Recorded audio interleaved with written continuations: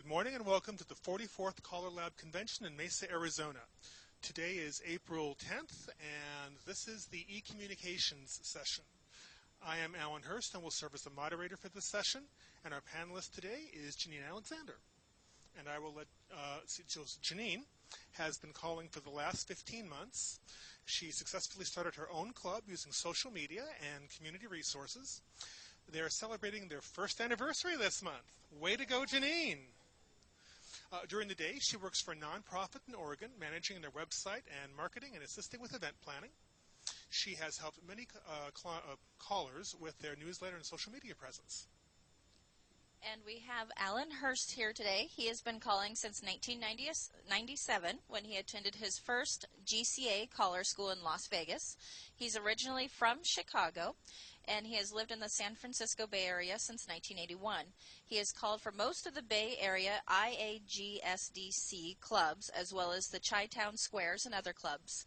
For the last 11 years, Alan has been the editor of the GCA call sheet, which if you haven't gotten on that newsletter list, you need to. It's a great, great resource. Alan is one of the IAG, these are so many letters, okay, GSDC's historian, and is presently serving on the board of the El Camino Reelers Square Dance Club in Palo Alto, California. Professionally, Alan is a computer network architect and engineer for a company called Keep It Simple in Fremont, California. And Alan, could you tell us what those letters all stand for? IAGSDC is International Association of Gay and Lesbian Square Dance Clubs. I'm also the person who put together the history wiki for the IAGSDC. So, let's get started. And where's the email list at this point? It's back there. Okay. You can pass that forward when you're finished with it. As do most callers, I speak better when standing up. So, why electronic communication? And before I start, I'd like to ask if you have any specific questions or concerns so we can make sure to address those during the session. Does anybody have any specific questions or concerns surrounding e-communications? The room is silent. Okay. You don't know enough to know what to ask. Well, that's what this session is for. This session is designed to be a general introduction. So I am not one of those people who reads the slides, which most people will be very happy to know. I hate reading slides. I use them just as place markers. So whether you're a caller or whether you're a partner or whether you're an administrator of a square dance club or any or all of those things, people are busier now than ever. It's really hard to get their attention. So you have to reach out in different ways. Depending upon the age of the person you're trying to reach, they might only use email, they might use websites, they might use Facebook, they might use other social media like Twitter or Instagram. We're going to go into the very basics of websites and email and start with that. And if you guys like this session, please put something in your critique sheets because we can do another one next year. We've already talked about doing an expanded social media session, talking about, for example, a Twitter presence or Instagram. So we can certainly talk about that in more detail, however you like, in successive years. So we already talked about email and websites. So email is used in two ways. There's one-on-one, from you to me, or there's one-to-many, from me to all of you, for example. We also, and this is called a broadcast email. For websites, what do websites contain? If you're a caller, a website's going to contain probably some publicity photos, going to have your bio, nice to have your calling schedule, and some way to contact you. Clubs need to have information such as, do you have classes? Where do your classes meet? Do you have regular dancing? Where does the regular dancing meet? You may also want to have something like a history or knowledge base. So there are several platforms people are very familiar with. Facebook is probably one of the best known platforms. There are some pros and cons. Facebook is easy to use for one-to-one email. It's easy to set up a group. It's easy to publish events. The problem is Facebook is very distracting. You log on to Facebook and there's a bazillion things competing for your attention. And when you want people to find your club, unless they're going there to look for your club specifically, they're probably not going to find it. Now, if you have a very active Facebook group that maybe your club started, or you started as a caller with your groupies, because all callers have groupies. And if you don't have a groupie, I'll sell them for $10 for a dozen. Maybe you have a Facebook group and people can come to it easily, and you can set up events on the Facebook page for people to respond to. Yes, I'm coming. No, I'm not. Am I moving too much for the camera? I'm sorry. Okay. Get my flattering angle. If you can find one, I'll pay you $20. So that's Facebook. We also have Yahoo Groups. Yahoo Groups is going away probably pretty soon. A lot of clubs in the Bay Area use it. Yahoo Groups is free, as is Facebook. But Yahoo is being acquired by Verizon. And we're not sure what this is going to look like when they're done. The new service is going to be called Oath, O-A-T-H, as in I take the oath. Yahoo Groups is free. It's reliable, but it can be very confusing to set up. Google has its own set of email groups called Google Groups. Again, it's free and reliable. You don't have to have a Google account to use it. But again, the setup can be a little daunting the first couple times. There are plenty of online guides to help, or you can find your nearest 8-year-old and he or she can help you. Mailchimp, we're going to talk about a little more extensively. And in fact, I'm going to have Janine do a demo of Mailchimp because she is very familiar with the software.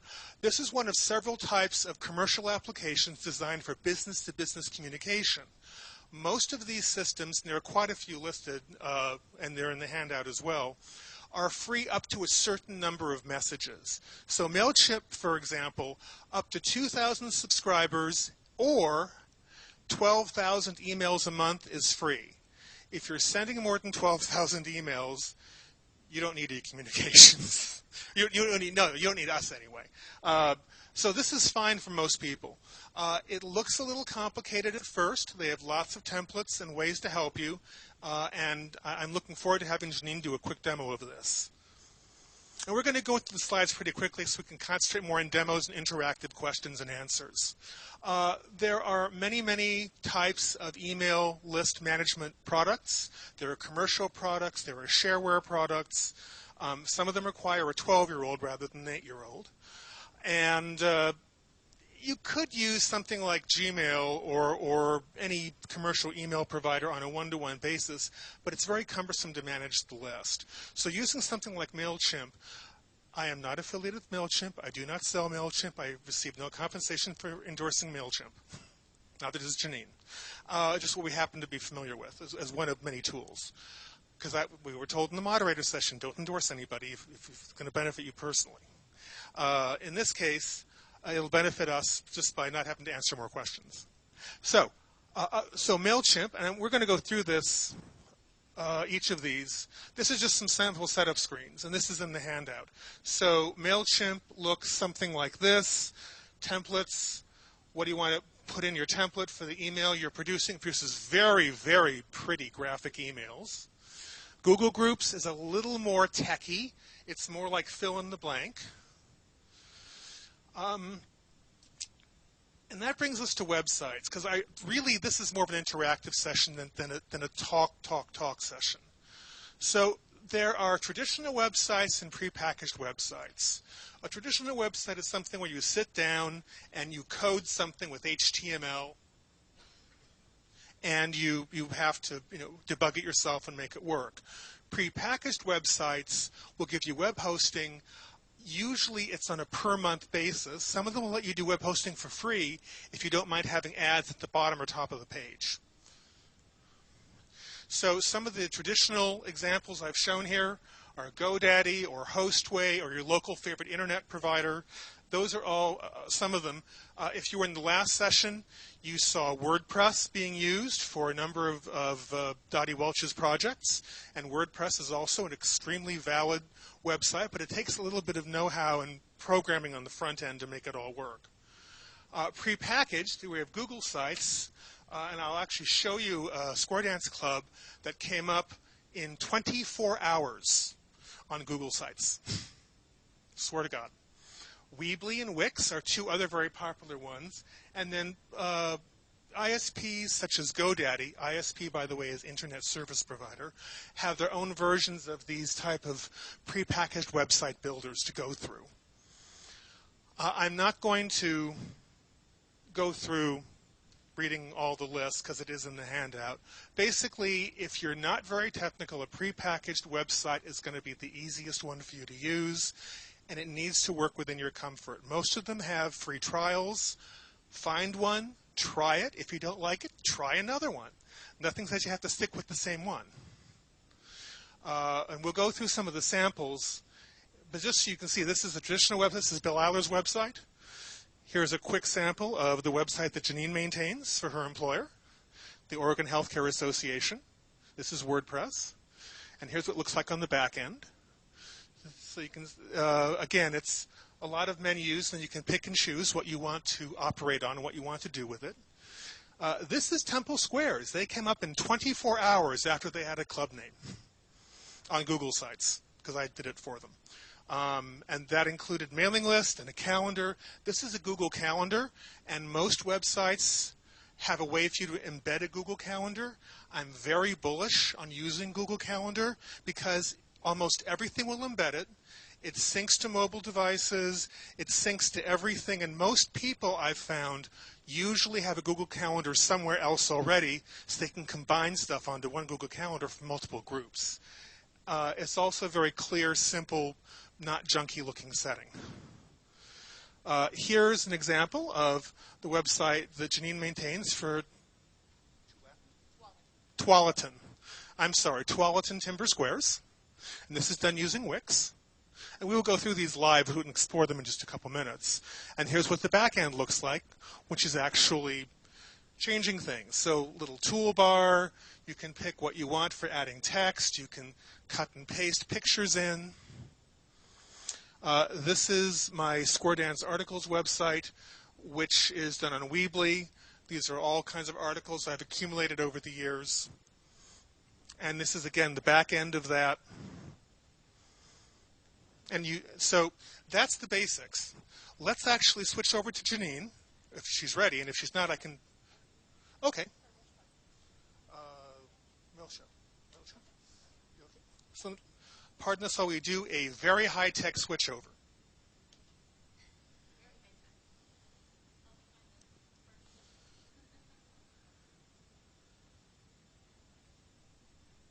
And a high-tech sound switchover.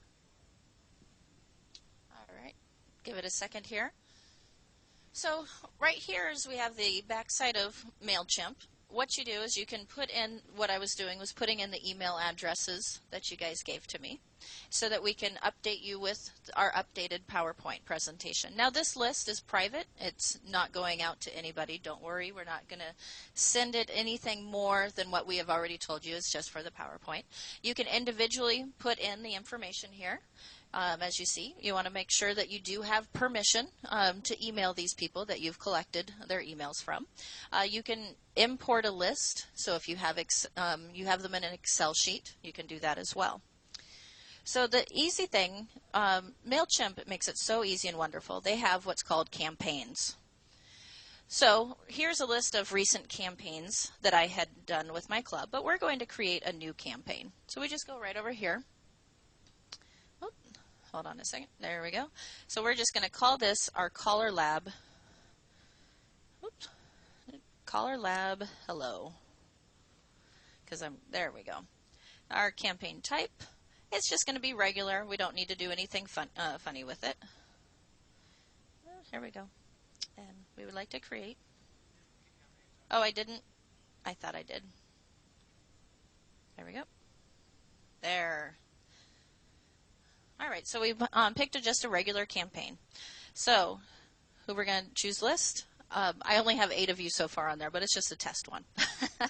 So we're going to pick our CALLERLAB list. I do want to give it to everybody in the list.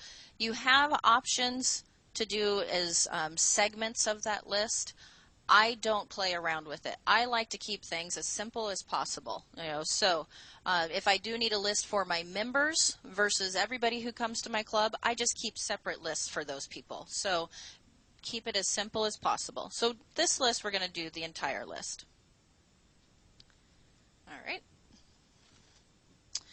All right, so we're going to do it wants the subject line. And the reason why we're just walking through this with you is so that you just get an idea of how easy this really is. All right, we did want, it's going to be from Jenny. I can't spell my own name, obviously. Look at that. Yeah, I do know my life. I've had that last name for 16 years. Hold on.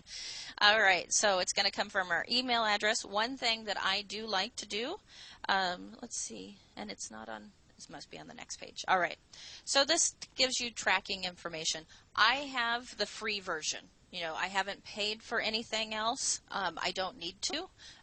This works for me, and this works for my club, and works for the different callers that I have helped with it.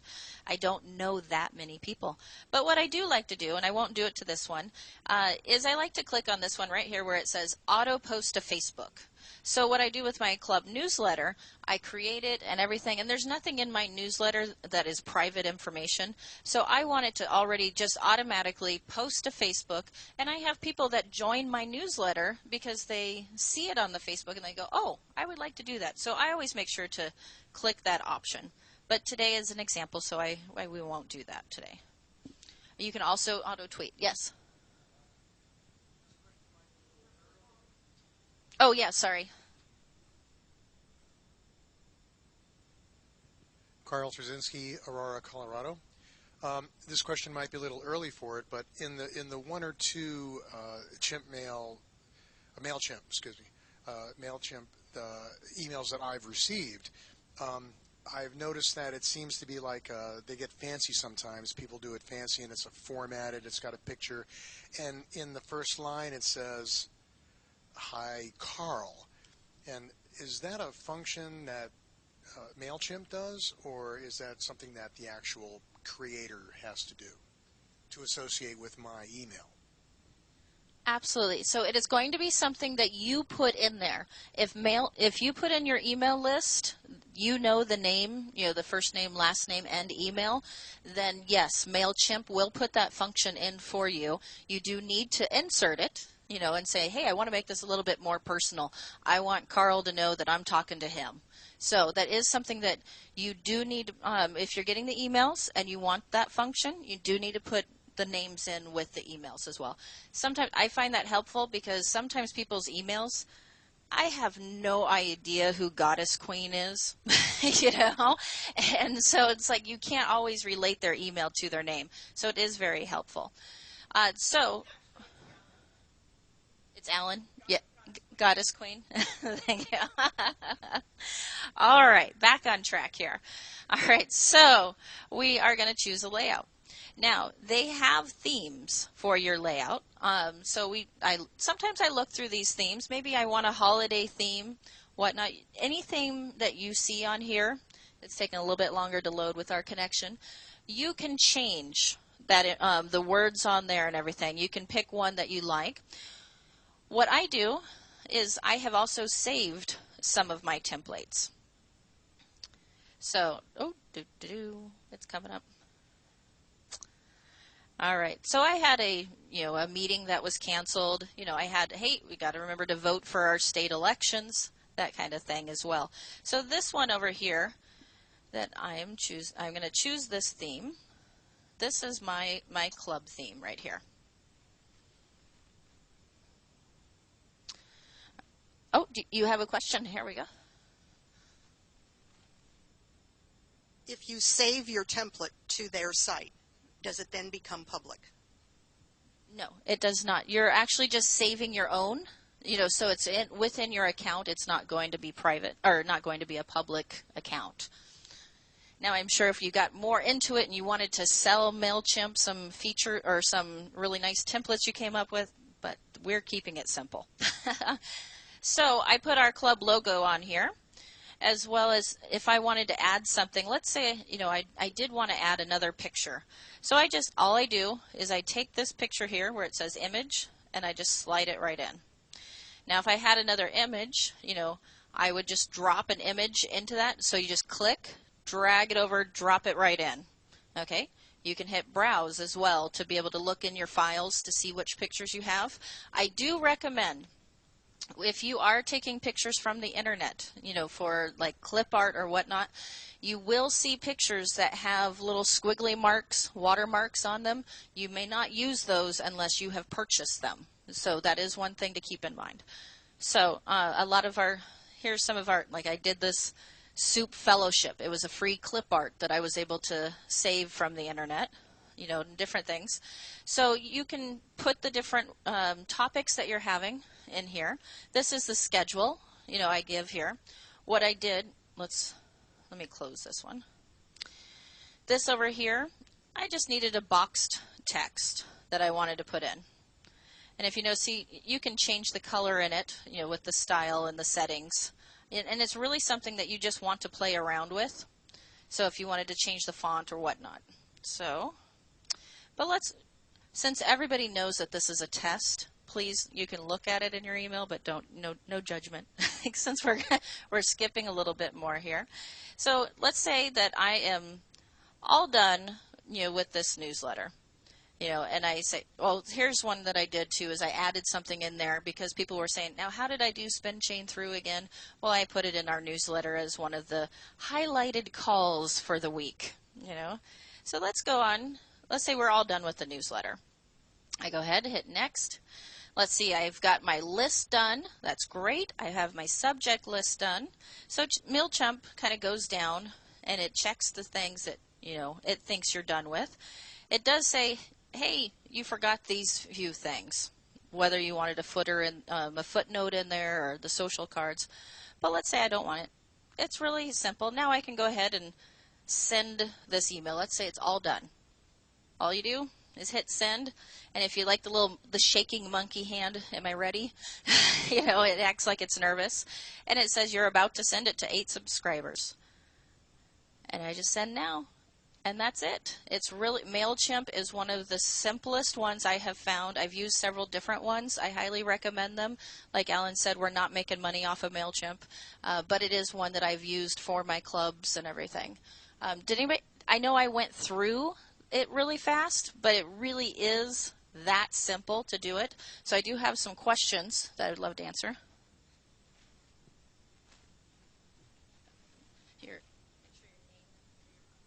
My name is Claudia Littlefair from Strathmore, Alberta. So can I upload from my address book in my email account? Can I just upload all those addresses? Or do I have to put them in individually? So you're asking, now, are you asking, do you have them in like an Excel sheet or? Oh, Alan might have a little bit more info. In general, it depends where your address book is. Most of the online address books, such as Gmail or Yahoo, allow you to download, and you can download your address book and put it into an Excel spreadsheet and kind of massage it into the exact form Mailchimp wants, which I think is just first name, last name, email address in its most basic form. We'll have a look at it.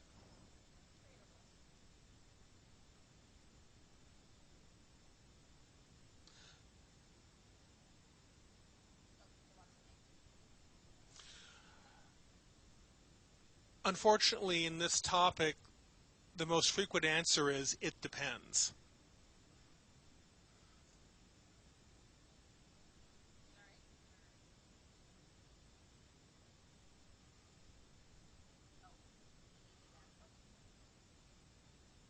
Don't be nervous, we're all watching you type. You're among friends.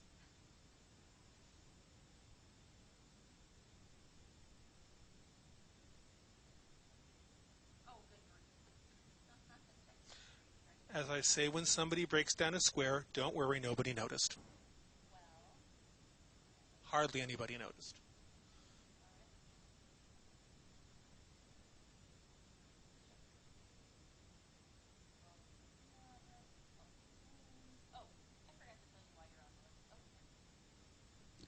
when you're creating a list, one of the things that Mailchimp likes to do is have you put in there, why am I on your list? So this is something that you just remind people, saying, hey, you're taking our classes and you gave us our email, or gave us your email list. This is why you're receiving this information. Because a lot of times people wonder, why am I getting this? Why does this pertain to me? And so that's what it was asking me for.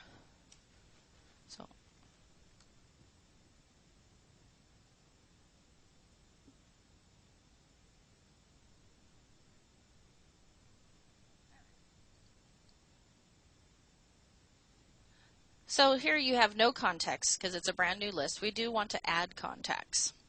I can either add one subscriber at a time, or I can import contacts. So I can create it from a file that I have. Here's all the three different ones that they give you. The CSV text file, which is also an Excel spreadsheet, basically. You can copy and paste, and as well as you can import from your Google contacts or any of Salesforce, Zendesk, and the others. Does that answer that question? It does answer the question, but you have more. Hold on. Can you get a hard copy of who all the contacts got your email after it's sent? So you're asking, what is the options, or what? How do you know, did somebody open your email? Or did they receive the email? So a printed list of everybody who got the email. So it's going to be whoever you put in that list, and you can, let's see if I can go back, return to dashboard. Hold on a second. Let's view my contacts. So we want to, oh, that's on that list.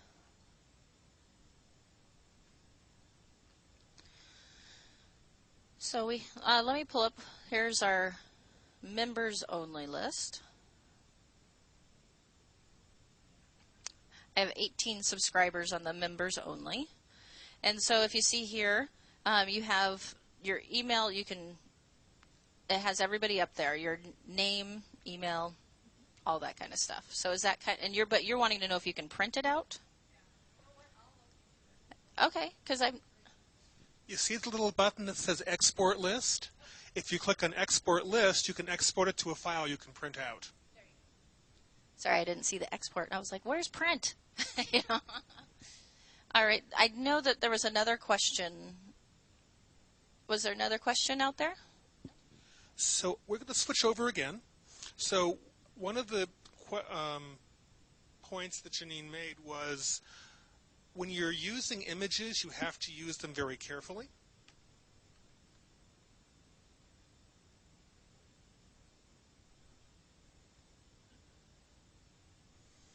It frustrates me that I am faster than my computer.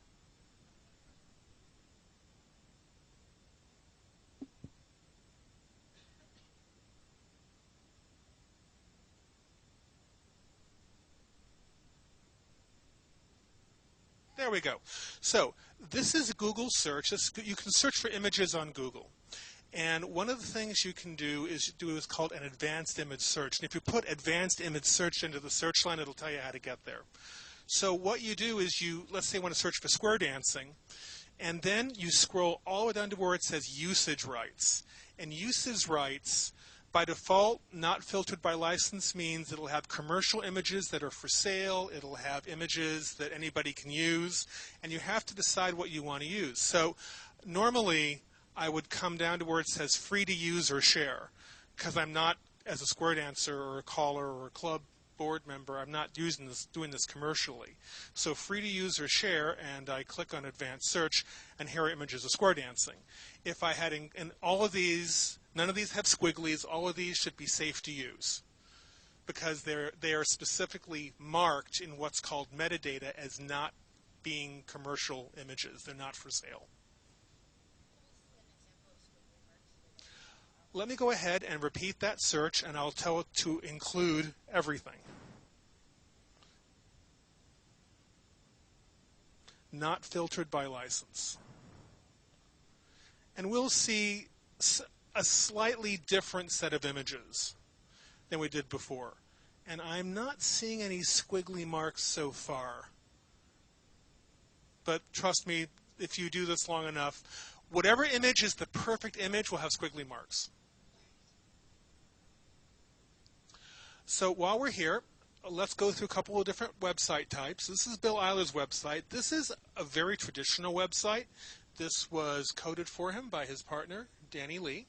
And it has a welcome page, has a biography, talks about where he's been a club caller, talks about the conventions he's been on, what fly-ins he's done.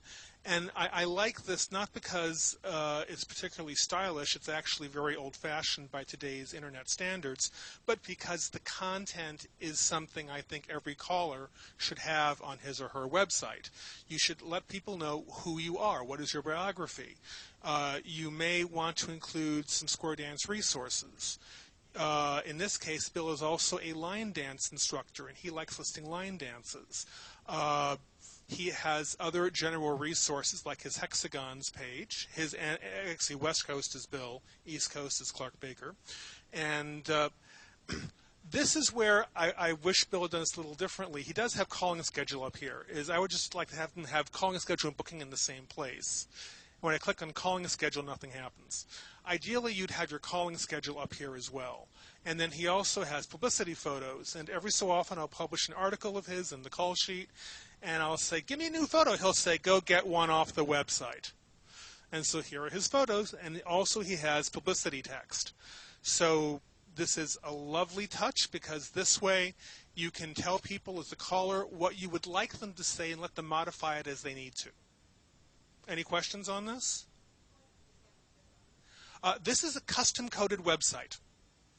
But as you'll see with some of the other websites that I'll be showing you, these tabs aren't that difficult to replicate across any of the different platforms. The question was, what is this built on? And this is a custom website. This is Temple Squares, and basically all of this, the cherry blossoms are actually a pre-built template from Google. All we had to do was upload their image, and then their tabs run down the side. So there's their anniversary dance, future conventions, some of their newsletters, and this is Google Groups, also called, and the website part is called Google Sites, and that's sites.google.com. And we do have this in the handout. You can click on Temple Squares, and you can see where all of this goes to, and try it yourself. The Google Sites took me about an hour to set up, most of which was just hunting for the content.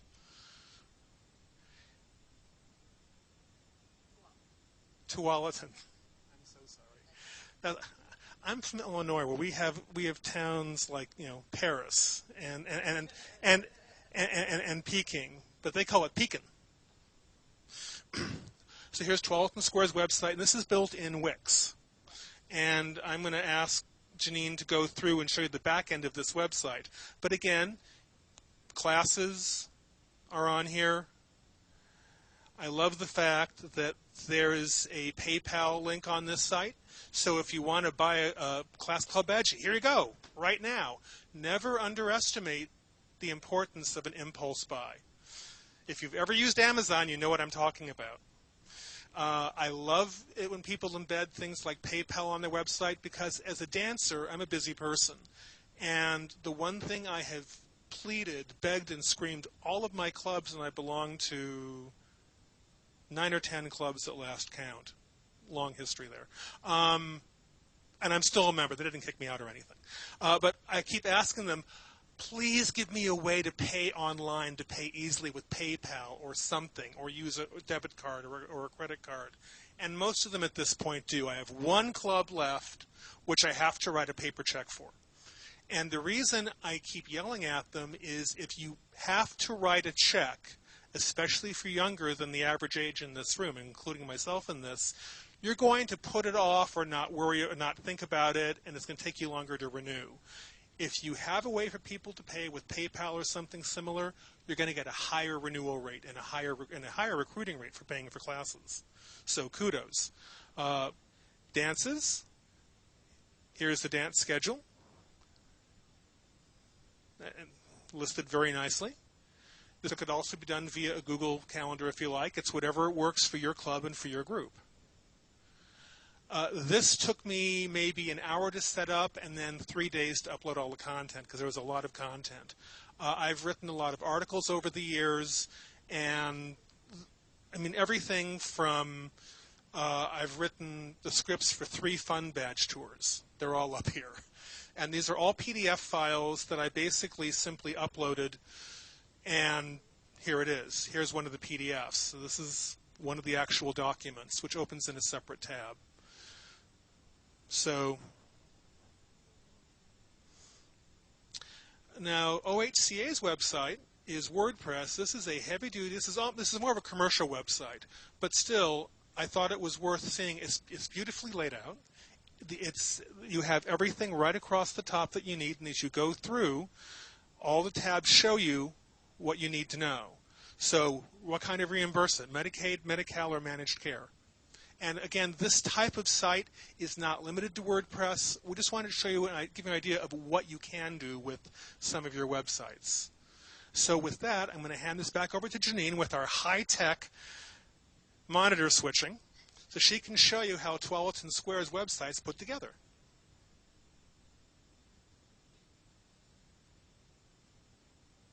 I feel like I should say some magic words or something to get that. All right. So this, like you said, it really took an hour of my time to put it together because I actually did this on my breaks at work. You know, I was able to just do a few minutes at a time and put it together.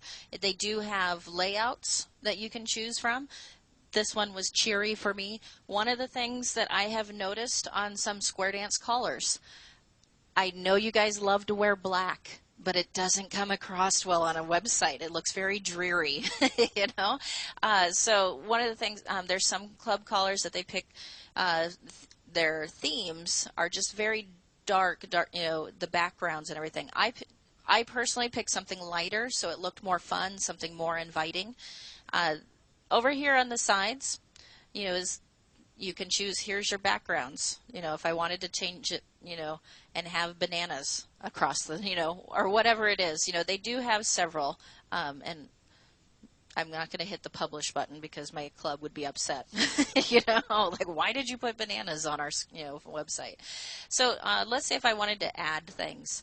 So he talked about adding the different, let's see, here we have I was looking to see where I got the PayPal.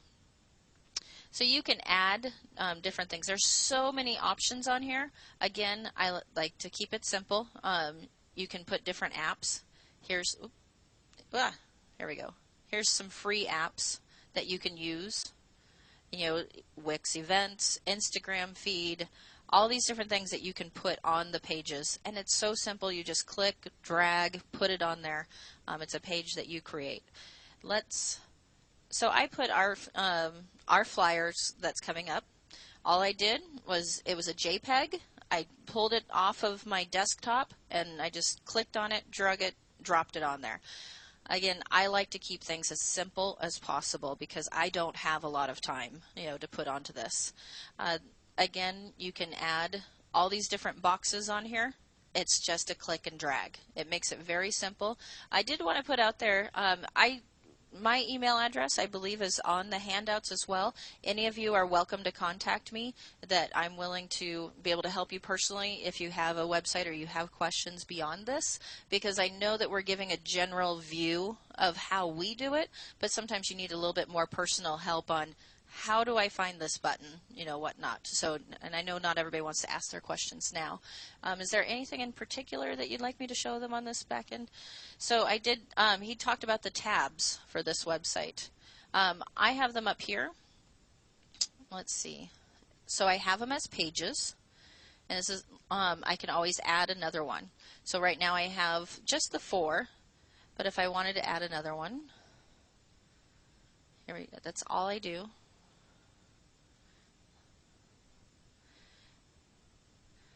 Let's see. Here we go. Oops. You just, that's all you do is add it, and And you just go from there, from just playing around with the different pages. So, and let's see, there we go. Let's say the layout on it. I'm going to ask it to go ahead and go with the standard layout.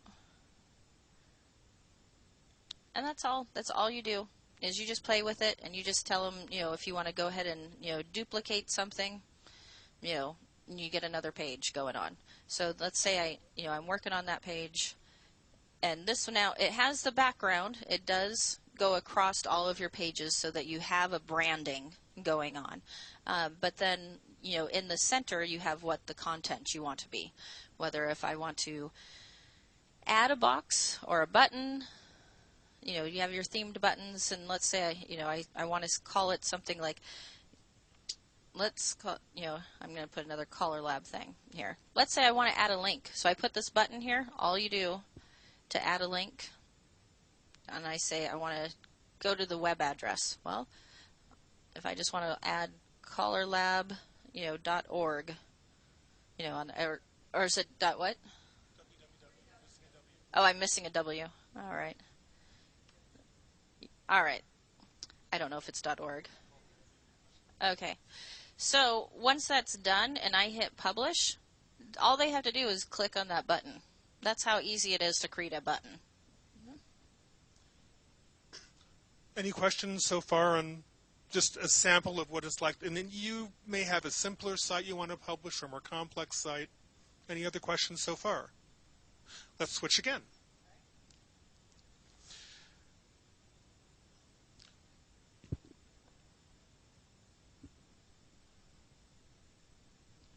Note to the executive committee, we'd like to have something other than handheld mics for next year's convention.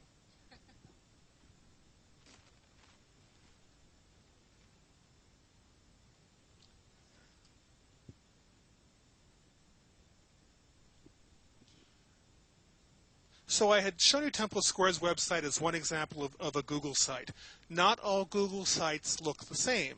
So here's Temple Square's website, but this is Andy Shore's website, which looks nothing like Google, like Temple Square's. And this is also a Google site. It's extremely flexible. Here's Andy's calling schedule, and interestingly enough, he is also using Google Calendar. So I can look at a month, I can look at a week, and this is embeddable. He just embedded this, so this is already in Google. Similarly, this is my page for my articles, which is done in Weebly, but here's my professional site, which looks nothing like the other site, which is also done in Weebly. So it's not like any one of these types of sites has only certain types of designs. They all have a wide variety of designs. Now, there are many other things we could certainly talk about with this session, and one of the questions they've asked the moderators is, should we do the session again next year? We were basically assigned the session and said, talk about email. Email? What about email? Just talk about e-communications. There's a lot more we could talk about, and we would like to have your feedback on your critique sheets, what else you want to know in more detail. We'll be happy to come back as long as you want us to every year, if you want, to talk about maybe just publishing websites or just email. We could talk about how do you reserve a domain name? How do you reserve mysquares.com or whatever it is? We could talk about basics of internet security, all kinds of things. We're happy to be a resource for you. We just need to know what you would like us to talk about. Now, that's everything we had prepared for e-communications. What topics or questions do you have that we have not gone over so far, that you expected us to go over when you looked at the session and said e-communications? We've answered all your questions. Ah! How did I get designated as the walker?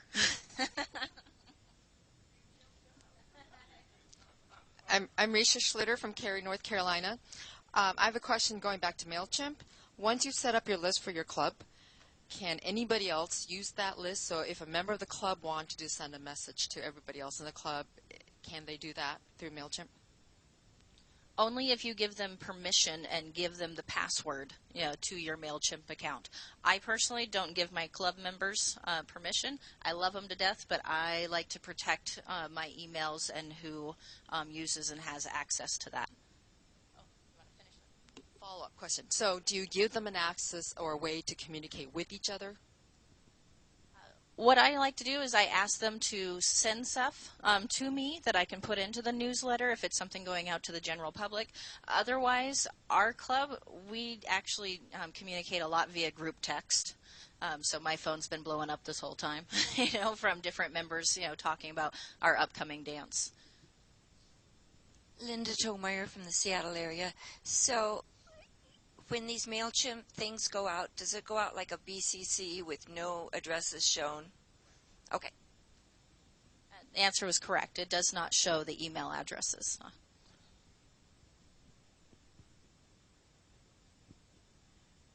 So if I wanted to send out an email, like a covering letter with an attachment, and the attachment being a newsletter, does that work through Chimp? Like your newsletter was right there. Right there. And you're wanting to add an attachment to it. I have other resources at work to do it, so that's how I know how to create those links outside of that. Alan, do you have an answer about adding attachments?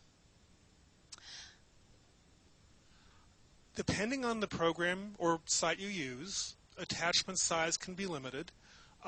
Since there is a matter of security with attachments, sending out attachments is often prohibited or is often seen as someone trying to spam you with what's called malware or viruses, because viruses live in attachments.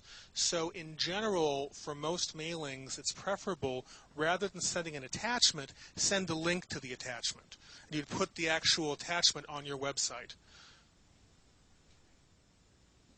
So you can actually turn that PDF into a JPEG or save it as a JPEG and put it on your website if that's something that you want people to say. Right. Or you can save stuff as a PDF. You might have noticed in my articles, all the articles are in PDF form. And I happen to have a plugin in my browser, so when I click on a PDF, it comes up right away. But that can be downloaded. It can be printed. It can it can be mailed. I would actually suggest you put the PDF on your website and insert the link to it in the email.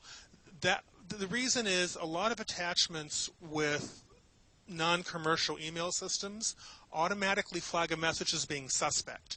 They're trying to get something across. This might have a virus in it, and it's usually easier to send them a URL, which is the thing up here. So if I actually wanted to send somebody the URL, that's the actual URL to that PDF.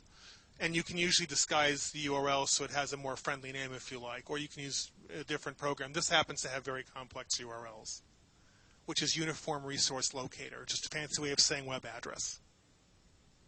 I'm glad he's here to tell you, because I couldn't tell you what that was. Did you have a question? Oh, hold on. Actually, that's a very good point. One of the things, too, is I have a Gmail account. So it does recommend that you not use Gmail account.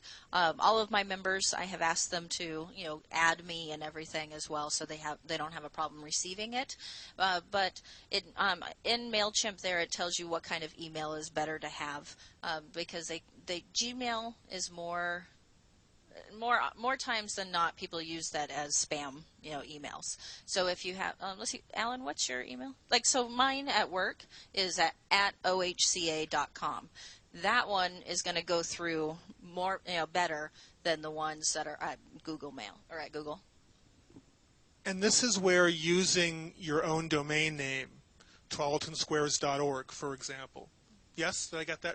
I did remember it correctly. Is preferable. When many so I'm an IT person when I'm not playing at being a square dance caller, and I do a lot of anti-spam systems, and anything from Gmail or Yahoo or especially AOL is often thrown into spam folders or given a high spam score because people assume you're a scammer using a temporary account trying to get something across. So if you have the opportunity, and it costs between 10 and 20 bucks a year, it's not a huge cost.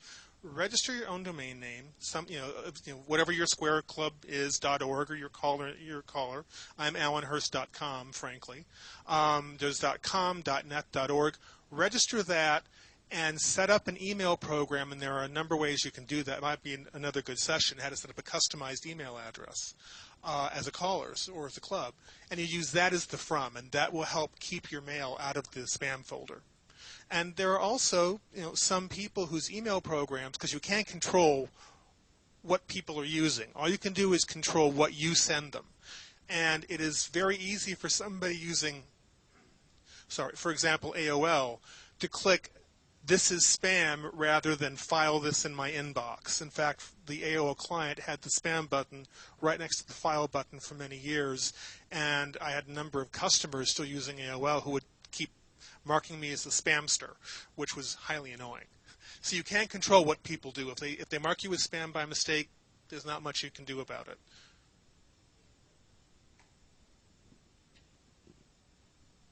Oh, I just want to remind everybody, state your name and where you're from.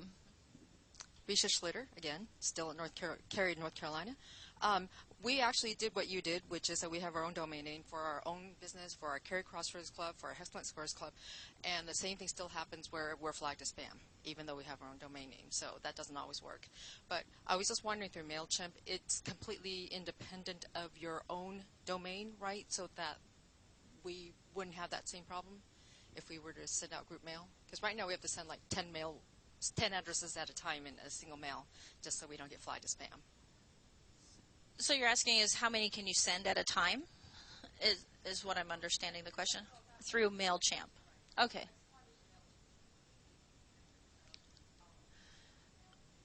All right, so she's asking if it is independent of your own email, so it's not coming from your account. That is correct. It is not coming from your account. It is saying this is who it is from. Mailchimp does have a high, a rate of being able to go to the inboxes, but like he said too, there's many times it really depends on the server of who's receiving it. I can tell you at my company, I send out thousands of emails every day, and we have members who have been members for 20 years, and sometimes they get my email, sometimes they don't. Sometimes all of a sudden they decide, their server decides, oh, no, Janine Alexander spam. We're just gonna slip that in. So it really depends on who is receiving it. So part of having your own domain name is controlling what are called your DNS, your domain name system records. And these are the records that tell other people on the internet where to find your website, where to find your email server. One of those types of records is called an SPF record, or Sender Policy Framework. If you have not established an SPF record in your domain name system listings, you will almost always be marked as spam by a majority of recipients.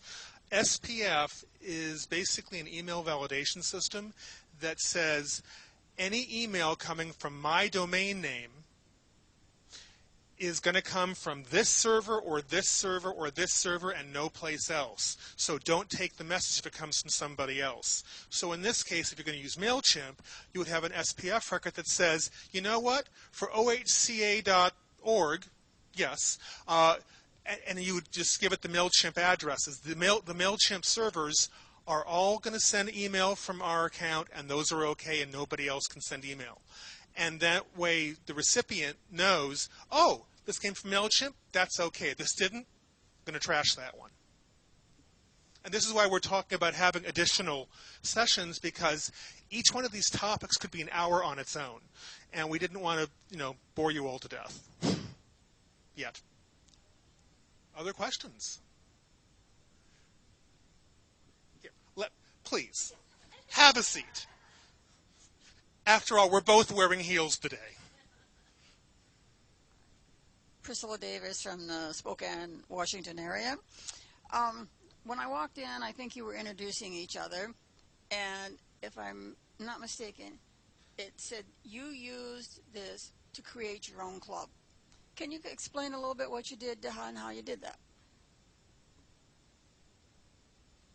So one of the sites that we haven't covered, because as I was flying out, I said, oh my gosh, we forgot about this one site. It's how I built my club. You know, it's Nextdoor Neighbor. Are you guys familiar with Nextdoor Neighbor? There are some of you who are not. What it is a social media for your neighborhood. You know, so I believe so. Nextdoorneighbor.com or Nextdoor.com. I think it is next. There you go. All right. So you go in and you enter your address, and it puts you together in this little social media network of everybody who lives around you. So within my town, there's 6 different little pods within that area, you know, of the different parts of town. So I went in and I started advertising on Nextdoor Neighbor saying, hey, we're going to have a community dance. I'd love to see you there, you know, and I would give these little snippets each week, and I would actually gather email addresses from people. And I said, if you're interested, please give me your emails so that I can put you on our list. And then I incorporated that into my Mailchimp, that I would send out little tidbits, you know, here and there, little teasers. I can tell you, I created my club that way. That's where almost all of my members came from, was Nextdoor Neighbor.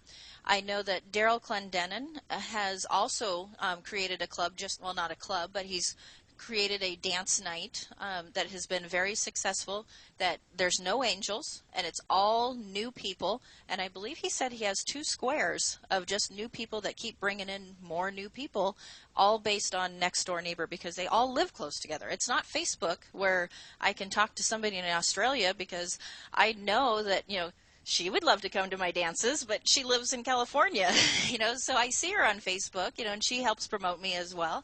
But Nextdoor Neighbor is more close to home, and you're going to get the person down the street, you know, from you that lives close to the Grange, rather than somebody that lives over in Sweden, you know, who says, oh, that looks great. That would be fun to go to. But yes, that's how I built my club, is with Nextdoor Neighbor. And so that's a very successful website. Do we have any other questions? We are so thorough. No. Wow, you're good. Your brains are full. Again, on your critiques, one of the things that we discussed extensively once we got over the shock of being told we were going to present, we were voluntold, was this is too big a topic for a single session.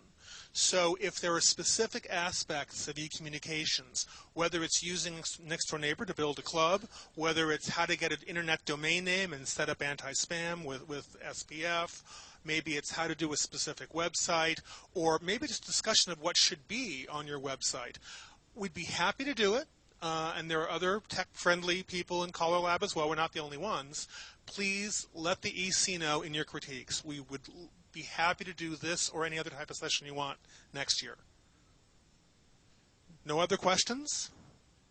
Then I think we're done. Wow, bang, right on time, 3:15. Thank you.